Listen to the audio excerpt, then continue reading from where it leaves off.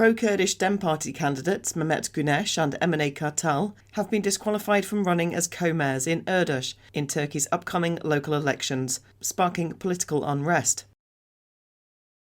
The Council of Europe's Anti-Torture Committee visited Turkey this week to assess conditions on the prison island of İmralı. However, the delegation failed to visit the prison itself. Zeynep Celalyan, a Kurdish woman from Iran, is the Islamic Republic's longest-held female political prisoner as she enters her 17th year behind bars. International calls for her release are ongoing. And the umbrella organisation Kurdistan Communities Union has slammed Iraqi Kurdistan's ruling Kurdistan Democratic Party for complicity in Turkey's cross-border military assaults. Learn more with Media News. A controversial decision by Turkey's District Election Board to disqualify pro-Kurdish Dem Party candidates Mehmet Güneş and Emine Kartal from running for co-mayor in the upcoming local elections has sparked major unrest in the country's easternmost province of Urduş.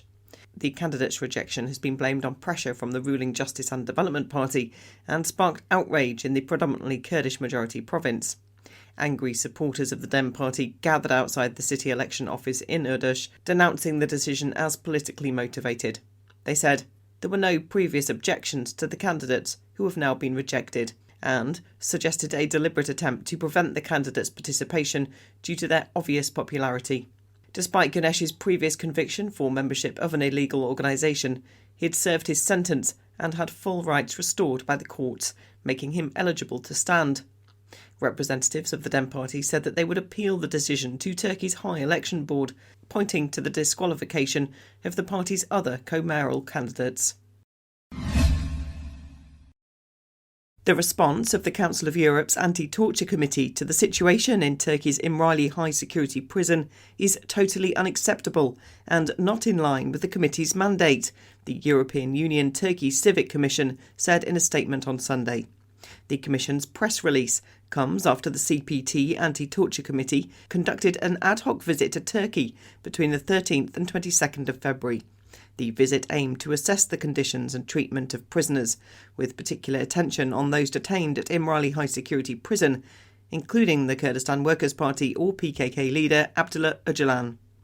Despite engaging with numerous Turkish officials, including the Minister of Justice, the CPT delegation did not visit İmralı Island.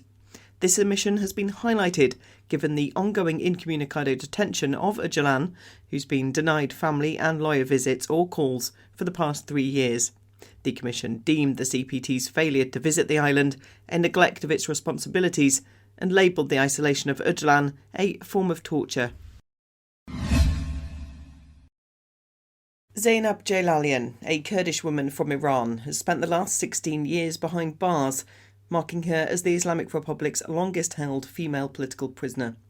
International calls for her release are ongoing as she enters her 17th year of imprisonment.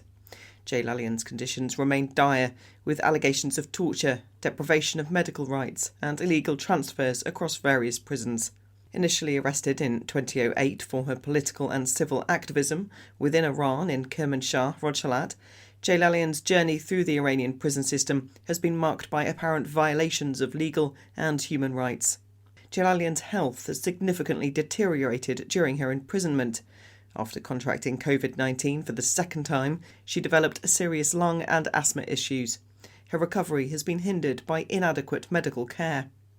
The distance between Yazd prison, where she's now confined, and Celalyan's family home, coupled with security restrictions, has prevented her from seeing family for over 2.5 years. Communication has also been severely restricted, with phone calls limited to once a week and only with her parents. The Kurdistan Communities Union, a coalition of Kurdish groups, has issued a scathing rebuke of Iraqi Kurdistan's governing party, the KDP, which it views as the main threat to Kurdish unity amid ongoing global and regional discord. The KCK has accused Turkish President Erdogan of capitalising on regional conflict to advance his anti-Kurdish agenda and to continue what the KCK describes as a genocide against the Kurds. At the centre of the group's criticism is the KDP's alleged role in undermining Kurdish unity for personal and party gain. The KCK attributes a number of political and economic crises in the Kurdistan region to the KDP's policies, including dysfunctional governance, economic hardship and forced migration. In addition, the KCK claims that the party's actions have endangered the Kurdish population by facilitating Turkish military and political incursions into northern Iraq, threatening the autonomy and security of the region. Amid Turkey's intensified military operations in the region, which have resulted in civilian casualties under the guise of targeting the Kurdistan Workers' Party, or PKK, diplomatic activity between Turkey and the KDP have sparked predictions of a joint operation against the militant Kurdish group.